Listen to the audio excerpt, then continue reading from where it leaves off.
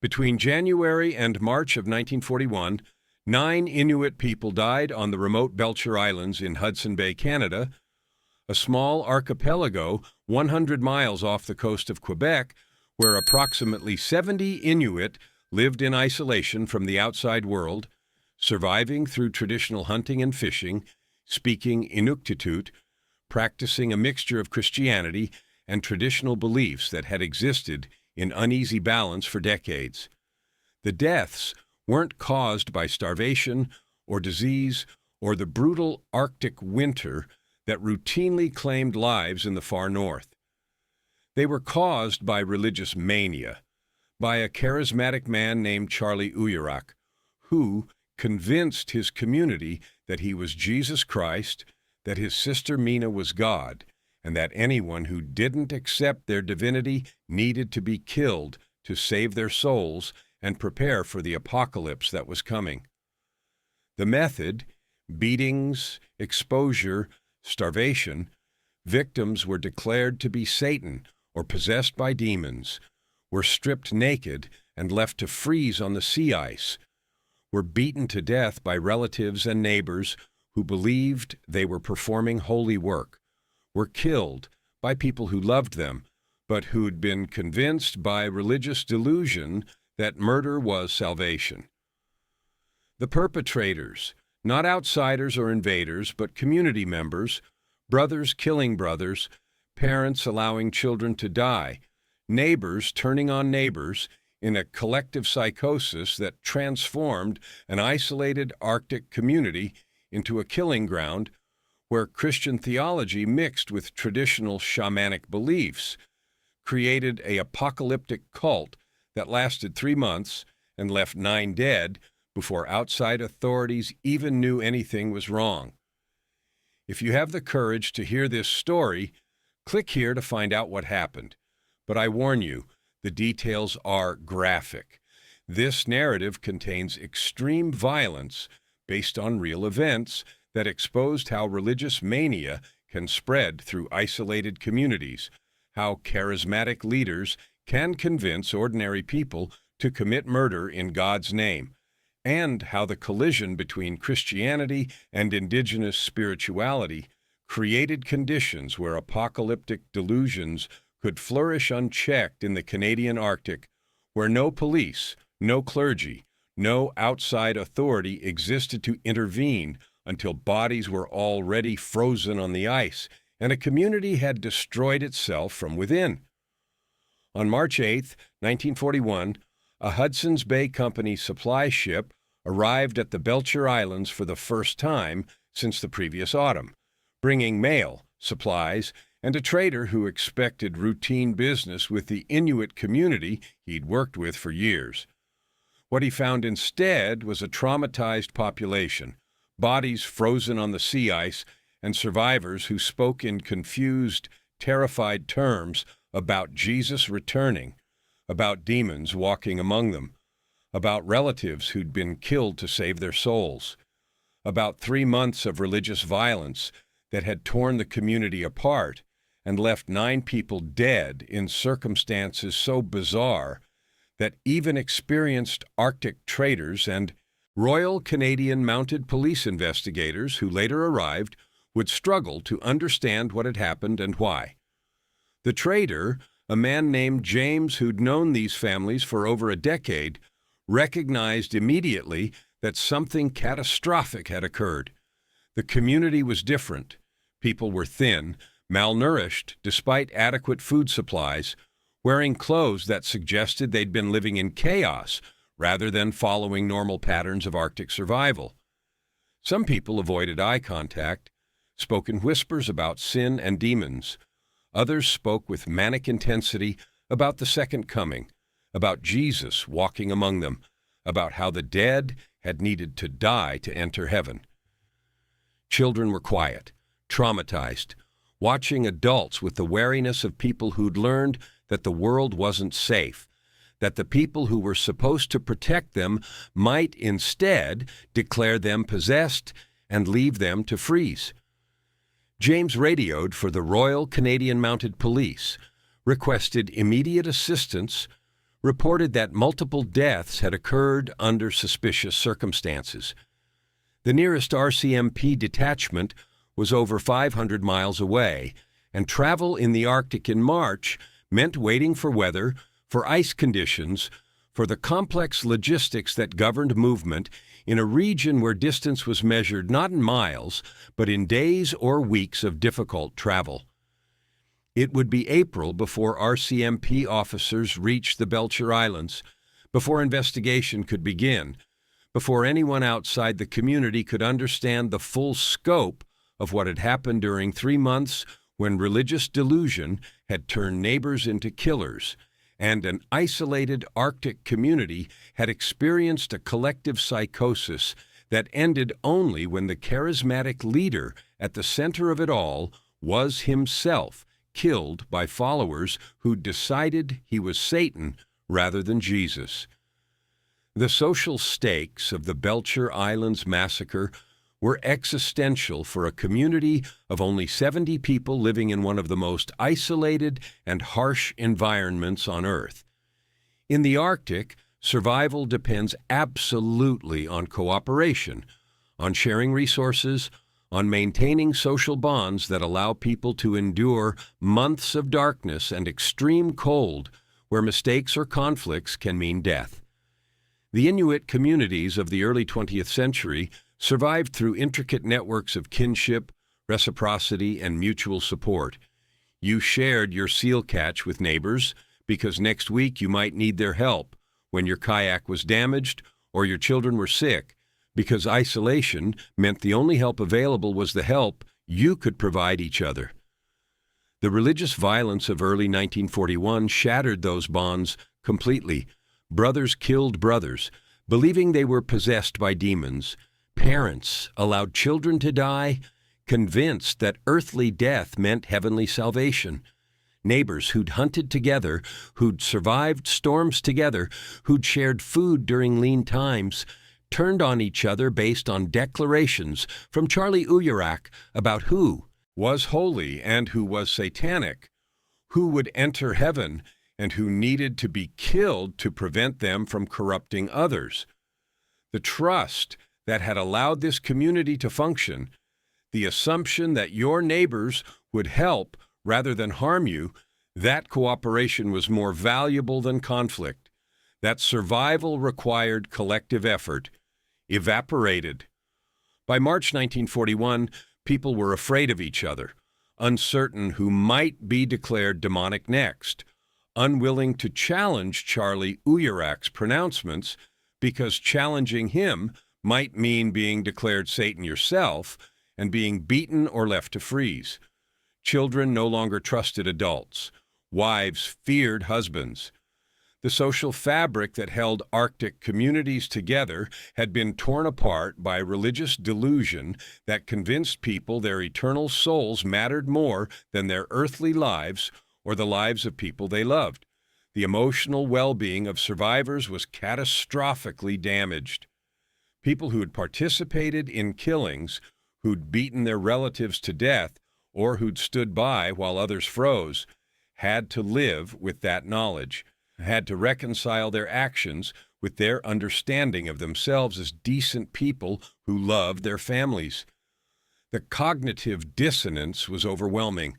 How do you process having killed your brother because you believed he was possessed? How do you live with having allowed your child to die of exposure because you believed earthly suffering would purify her soul?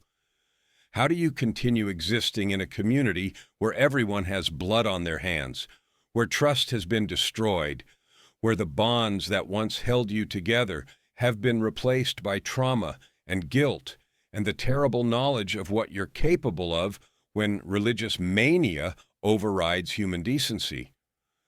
The financial well-being of the community, already marginal in the best circumstances, collapsed during the 3 months of religious violence.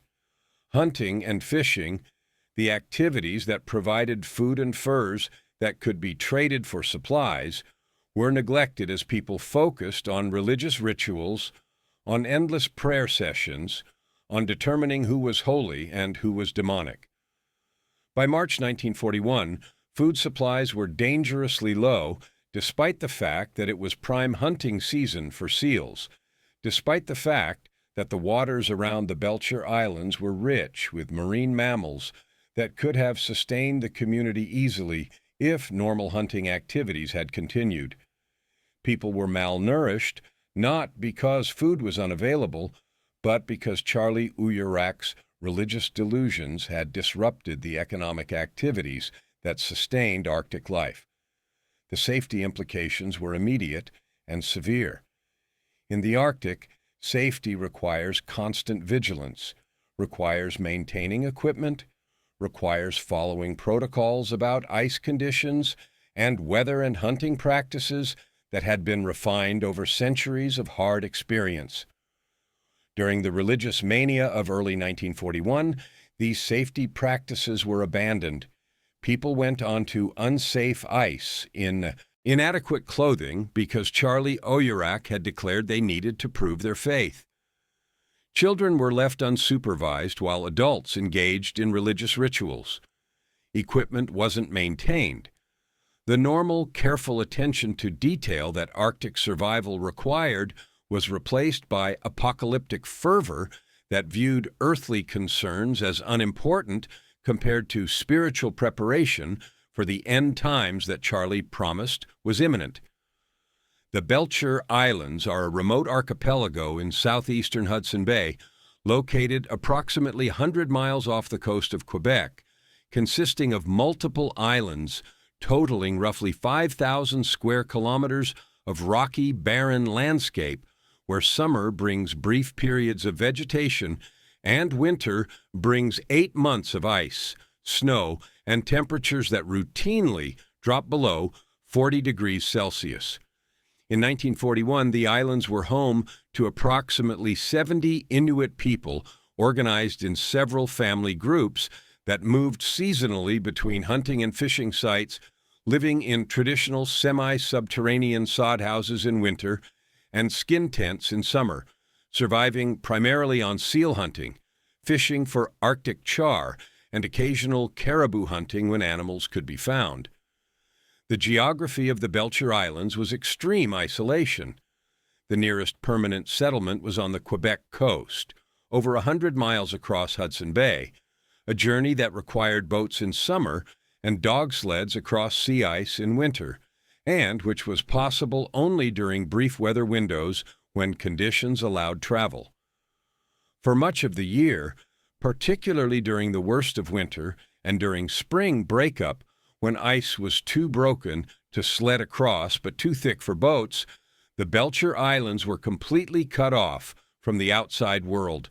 There was no radio communication, no telegraph, no way to contact anyone beyond the islands. If something went wrong, if someone was injured, if disease spread, if food supplies failed, the community had to handle it themselves because help was weeks or months away, even if they could somehow signal that help was needed. January through March 1941 was deep Arctic winter. Temperatures on the Belcher Islands during this period ranged from 25 to 45 degrees, with wind chills making exposed skin freeze in minutes. The sun barely rose above the horizon, providing only a few hours of dim twilight during the day. The rest was darkness. The long polar night that tests human psychology as much as human physiology, that creates isolation, not just geographic, but temporal, where days blend together, where normal circadian rhythms are disrupted, where seasonal affective disorder and cabin fever become real dangers to mental health. The landscape in winter was monochromatic: white snow, dark rock, gray ice, the occasional dark open water where currents prevented freezing. The islands were treeless, vegetation limited to lichens and low grasses that disappeared under snow in winter, leaving a barren landscape where the only features were rock outcroppings and ice, formations shaped by wind into fantastic alien configurations. The silence was profound. No traffic noise, no industrial sounds, just wind, and occasionally the crack of ice shifting with tides and temperature changes. This environment was beautiful in its starkness, but also psychologically challenging, especially during the long, dark winter months when people were confined to small living spaces, when social interaction was limited to the same few dozen people you'd known your entire life, when any external stimulation or variation from routine was absent for months at a time. But January 1941 wasn't just another Arctic winter on the Belcher Islands. Something had changed in the community, something that had been building for months, or possibly years, as Christianity, introduced by Anglican missionaries in the early 20th century, mixed uneasily with traditional Inuit spiritual beliefs in ways that created fertile ground for religious mania.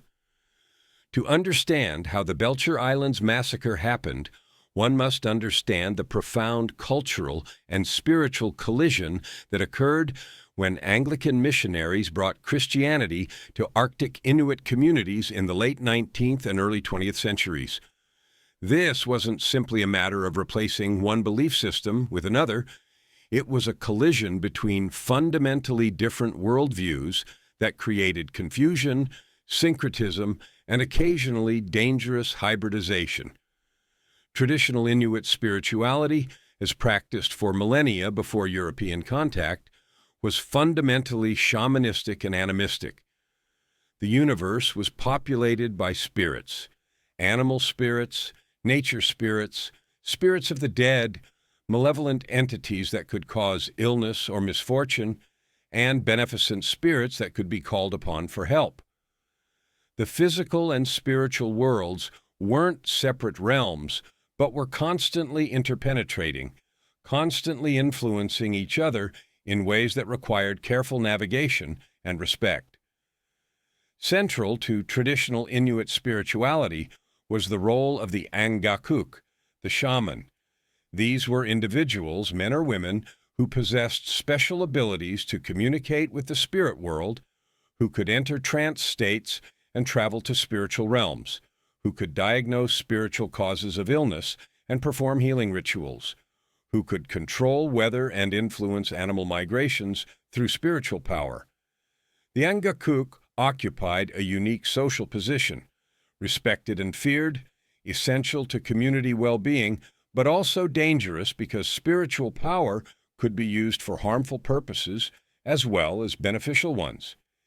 Inuit cosmology included concepts of souls and afterlife, but these were more complex than simple heaven and hell dichotomy.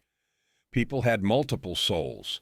Some would travel to afterlife realms, others might be reincarnated, others might linger as spirits that required ritual attention to prevent them from causing problems for the living. Death wasn't a clean transition, but was a dangerous liminal state that required careful ritual management to ensure the deceased's souls went where they were supposed to go and didn't become malevolent spirits troubling the living.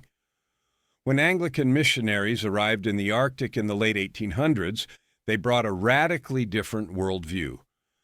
Christian cosmology divided reality into natural and supernatural, with clear boundaries between them that couldn't be crossed except through prayer and divine intervention. The universe was governed by a single omnipotent God rather than by multiple spirits requiring individual negotiation. Morality was codified in scripture and church teaching rather than being embedded in practices learned through experience and passed down through oral tradition. Salvation was individual, based on personal faith and behavior, rather than communal, based on maintaining proper relationships with spirits and with other community members. The missionaries' message was both familiar and alien to Inuit listeners. The concept of powerful spiritual beings wasn't new. Inuit already believed in spirits. The idea that certain individuals could mediate between human and spiritual worlds wasn't strange. That's what Angakkuit did. Stories of miracles and supernatural events fit easily into traditional frameworks that accepted spiritual intervention in physical reality. But other aspects of Christianity conflicted sharply with traditional beliefs and practices. The emphasis on individual salvation over communal well-being, the condemnation of traditional practices as pagan or demonic, the insistence that there was only one correct way to understand spiritual reality. Many Inuit, including those on the Belcher Islands, adopted Christianity while maintaining elements of traditional belief, a syncretism that created hybrid spiritual systems mixing Christian concepts with shamanic practices. They'd attend church services when missionaries visited, would be baptized, would learn Christian prayers and hymns. But they'd also maintain traditional practices, would still consult elders about spirit matters, would still perform rituals to ensure successful hunts, would still understand the world as populated by spirits that required respect and negotiation rather than as a purely material reality governed by a distant God. This syncretism worked reasonably well when missionaries were present to provide guidance about Christian theology and to discourage interpretations that strayed too far from orthodox teaching. But on the Belcher Islands, missionaries visited only occasionally, perhaps once or twice per year when weather and ice conditions allowed travel. For the other 10-11 months, the community was on its own, with religious leadership falling to whoever was literate enough to read the Bible and confident enough to lead services. Charlie Ouyerack had taken on this role sometime in the 1930s. He could read Inuktitut, had studied the Bible translation that missionaries had provided, and had become the community's lay religious leader, the person who led prayers, who taught children about Christianity, who maintained religious practice during the long months when no clergy were present. But Charlie's understanding of Christianity was filtered through traditional shamanic beliefs in ways that made him vulnerable to the kind of religious delusion that would eventually kill 9 people. When Charlie read biblical accounts of Jesus performing miracles, healing the sick, casting out demons, walking on water, raising the dead, he understood these through the lens of shamanic power. Jesus wasn't just a moral teacher or the Son of God in some abstract theological sense. Jesus was a supremely powerful Angakuk, someone who commanded spirits with unprecedented authority, who could transform reality through spiritual power that exceeded anything traditional shamans could achieve. The disciples weren't just followers, they were apprentice shamans learning from a master. The demons Jesus cast out weren't metaphors for sin. They were real spiritual entities, exactly like the malevolent spirits that traditional Inuit beliefs warned about. This interpretation wasn't entirely wrong from a Christian theological perspective. Christianity does teach that Jesus performed real miracles, that demons are real spiritual entities, that spiritual warfare is genuine rather than metaphorical. But Charlie's interpretation lacked the theological framework that prevented these beliefs from becoming dangerous delusions. He didn't understand Christian doctrines about testing spirits, about the dangers of false prophets, about the importance of church authority in preventing individual interpretations from spiraling into heresy. He had the raw material of Christian belief without the interpretive structures that made those beliefs safe. The transformation of Charlie Ouyerack from respected community member to apocalyptic cult leader whose delusions would kill 9 people can be understood through several psychological and social mechanisms that operated in the unique conditions of the Belcher Islands in winter 1940-1941. First was isolation. The Belcher Islands in winter were as isolated as any human community could be.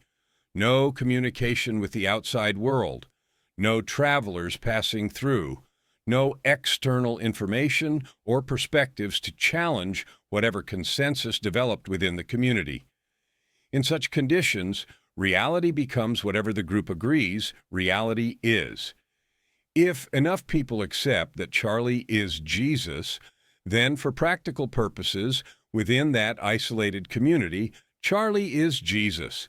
There's no way to fact-check that claim, no authority to appeal to, no alternative perspective to consider. Second was the psychological stress of Arctic winter. Months of darkness, extreme cold, confinement to small living spaces, monotonous diet, lack of variety or stimulation, these conditions create psychological vulnerability. Seasonal affective disorder, cabin fever, depression, anxiety. All of these were common in Arctic communities during the long, dark winter months. In such conditions, people become more susceptible to charismatic leadership, more willing to accept explanations that provide meaning and purpose, more vulnerable to delusions that offer excitement or importance in lives that otherwise feel small and trapped. Third was cultural precedent. Traditional Inuit culture had always acknowledged that certain individuals could have special spiritual insights, could access knowledge unavailable to ordinary people, could command powers that exceeded normal human capabilities. When Charlie began claiming special spiritual status, this wasn't entirely outside the framework of traditional belief. The specific Christian content was new, but the general concept of a charismatic individual claiming extraordinary spiritual power was familiar from shamanic tradition. Fourth was the social pressure to conform. In a community of only 70 people, you couldn't afford to be an outsider. Disagreeing with consensus meant social isolation that in Arctic conditions could be literally fatal. If the community decided you were demonic and refused to share food with you, refused to help you hunt, refused to include you in social activities that were also survival activities, you could die. Better to go along with Charlie's claims, even if you had private doubts. Better to participate in religious services that seemed increasingly strange. Better to accept that Charlie was Jesus than to risk being declared satanic yourself. Fifth was the escalating commitment phenomenon. Once people had accepted Charlie's initial claims that he had special spiritual insights, that God spoke to him, it became psychologically difficult to reject his later, more extreme claims. If you'd already accepted that Charlie could receive divine revelations, how could you now say he was wrong when he claimed to be Jesus? Wouldn't that mean you'd been fooled before? Wouldn't that require admitting you'd made a mistake? For many people, it was easier to continue accepting Charlie's escalating claims than to confront the cognitive dissonance of having been wrong from the beginning. Sixth was the role of fear. Once Charlie began declaring people demonic, once the first murders occurred, fear became the dominant emotion governing community dynamics. If you questioned Charlie, you might be declared satanic next. If you refused to participate in purification rituals, you might be accused of protecting demons. If you tried to help someone Charlie had condemned, you might be condemned yourself. Fear silenced dissent, prevented resistance, turned people into accomplices, even when they had private doubts about what was happening.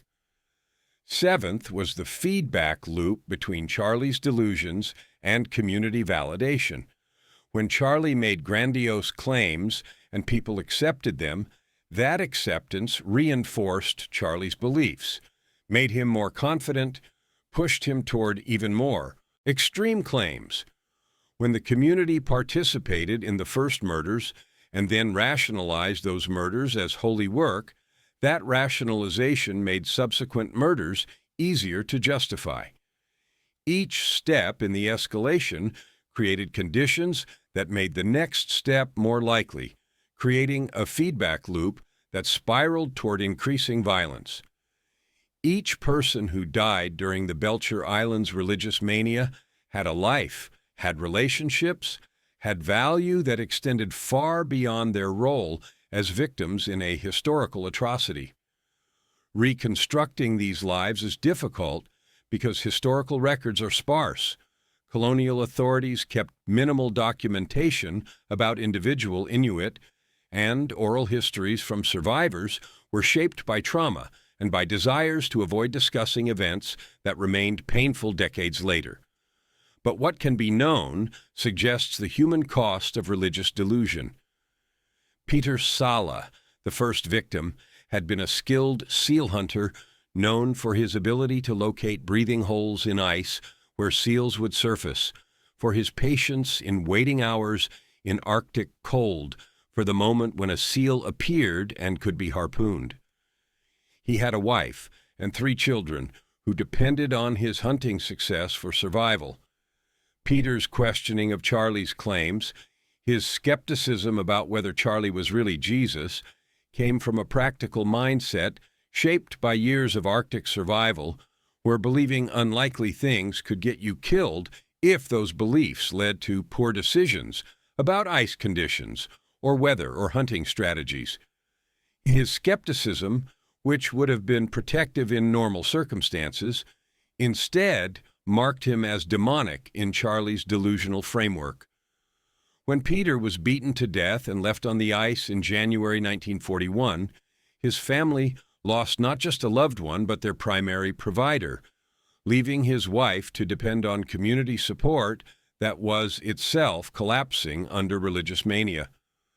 Adlai-Cock, the young woman killed through exposure, had been learning traditional skills from her mother and grandmother: how to prepare seal skins for clothing, how to sew waterproof stitches in boots, how to preserve meat for long winters.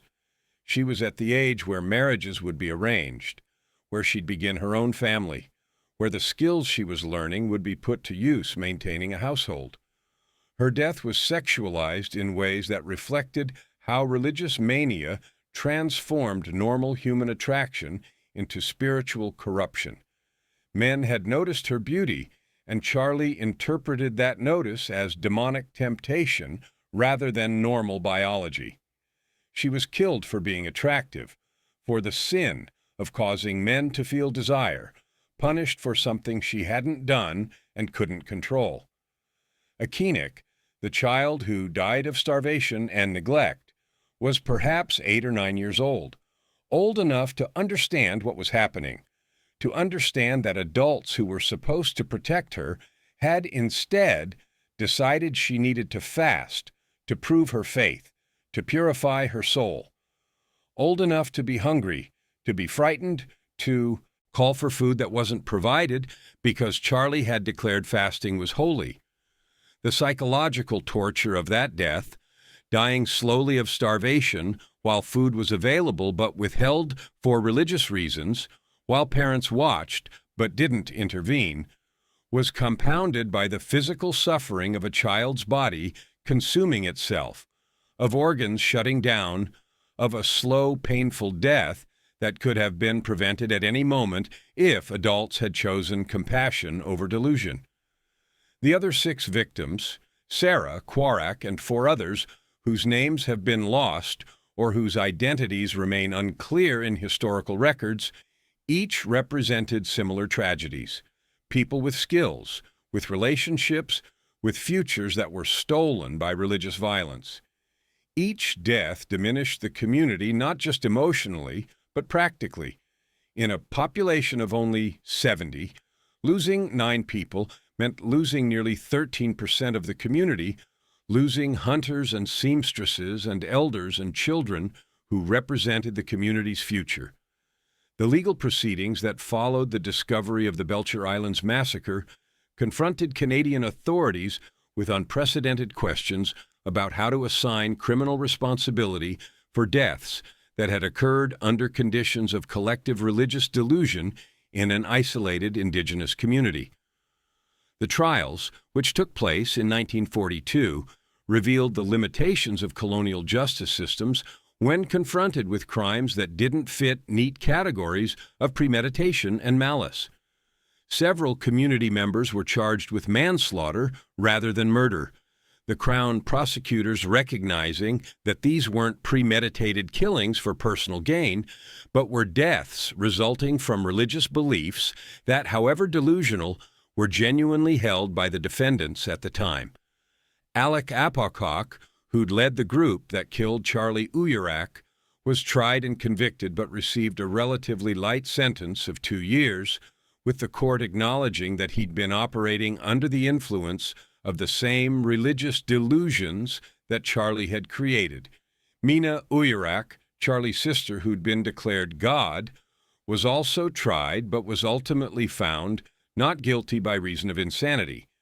The court determining that she'd been completely under Charlie's psychological control, that she genuinely believed she was divine because her brother had told her so, and that she lacked the mental capacity to understand that participating in murders was wrong when she'd been convinced those murders were holy work. The trials were complicated by cultural and linguistic barriers. Testimony had to be given through interpreters, with Inuktitut being translated into English and vice versa, creating opportunities for misunderstanding. Western legal concepts like intent and premeditation didn't translate cleanly into Inuktitut, which had different frameworks for understanding responsibility and action.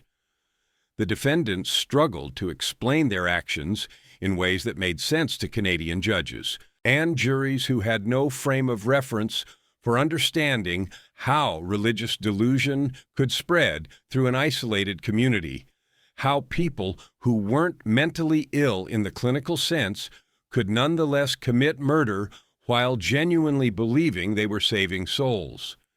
The sentences reflected this confusion, ranging from acquittals to 2-year prison terms, far lighter than would have been imposed for similar acts of violence in southern Canada.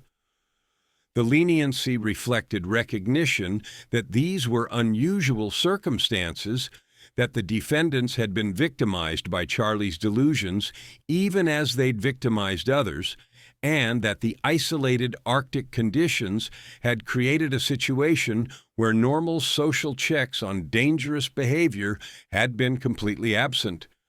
But for the families of victims, the light sentences felt like injustice. Their loved ones were still dead, killed by people who'd received minimal punishment and who'd returned to the community after serving brief prison terms. For the convicted, even light sentences meant years separated from families in a southern prison environment that was alien and traumatic for people raised in the Arctic. Nobody involved in the legal proceedings felt that justice had been fully served, because justice seemed impossible when the crime itself had emerged from conditions so unusual that legal categories designed for urban Canadian society simply didn't fit. The Belcher Islands massacre cast a long shadow over the community, over Canadian Arctic policy, and over understanding of how religious belief can become dangerous delusion. The immediate aftermath saw increased government oversight, more frequent visits from RCMP, more regular contact with Anglican clergy who were instructed to watch for signs of religious extremism, and efforts to ensure that no community would again be so isolated that collective delusion could spiral into violence without external intervention. But these policy changes came too late for the 9 people who'd died, too late for the community that had destroyed itself from within. The survivors carried trauma that shaped the rest of their lives, and that was transmitted to subsequent generations. Children who'd witnessed the murders grew up with psychological scars that affected their parenting, their relationships, their ability to trust community institutions. Adults who'd participated in killings carried guilt that no amount of time could fully erase, that surfaced in nightmares and in avoided topics of conversation and in the careful silence that descended whenever the winter of 1941 was mentioned. The religious aftermath was complex. Christianity wasn't abandoned. Most community members continued identifying as Anglican Christians, continued finding meaning and comfort in Christian faith. But the events of 1941 created permanent wariness about charismatic religious claims, about anyone declaring special divine insight, about the dangers of mixing Christian theology with shamanic beliefs in ways that could produce dangerous delusions. Subsequent generations on the Belcher Islands learned to be suspicious of religious enthusiasm, to value moderation over fervor, to remember that religious certainty had once led their grandparents and great-grandparents to murder each other. If you found this story compelling about how religious delusion spread through an isolated community and turned neighbors into killers, like and subscribe to see more explorations of historical events that challenge our understanding of human psychology and community dynamics. Share this video with anyone interested in how charismatic leaders can manipulate religious belief to justify violence, and how isolation creates conditions where delusion can flourish unchecked. Comment below, where is the line between religious faith and dangerous delusion? How can isolated communities protect themselves from charismatic individuals who claim divine authority? What responsibility do religious institutions have to prevent extremism in communities they serve? Because these questions remain urgent and relevant. Religious delusions still emerge in isolated or insular communities, not just geographically isolated like the Belcher Islands, but ideologically isolated communities that cut themselves off from mainstream society and from perspectives that might challenge their beliefs. Charismatic leaders still claim divine authority, still convince followers to commit violence in God's name, still create conditions where ordinary people become killers while believing they're serving higher purposes. The specific circumstances of the Belcher Islands, the extreme geographic isolation, the cultural collision between Christianity and indigenous shamanic beliefs, the Arctic winter darkness that made intervention impossible for months were unique. But the underlying dynamics are universal: how delusion spreads through groups, how fear prevents resistance, how ordinary people can be convinced to commit atrocities when they believe they're serving God, how isolation allows dangerous beliefs to flourish without challenge. The 9 people who died on the Belcher Islands in early 1941 weren't killed by strangers or invaders or obviously evil people. They were killed by their community, by people who loved them, by relatives and neighbors who'd hunted and fished and survived together for years. They were killed because one charismatic man convinced others that he spoke for God, that his visions were divine revelation rather than mental illness. That murder was salvation, and that earthly life mattered less than eternal souls. Until next time, remember, the monsters we fear aren't always obvious. Sometimes they're respected community members who claim divine authority. Sometimes they're neighbors who convince themselves that killing is holy work, that violence serves God's purposes, that earthly morality doesn't apply when you're preparing for the apocalypse. The Belcher Islands Massacre happened because isolation prevented intervention, because religious delusion went unchallenged, because an entire community was convinced that murder was mercy. It's a reminder that faith requires wisdom, that communities need connection to broader perspectives, and that the most dangerous beliefs are often those that claim to serve God while destroying human lives.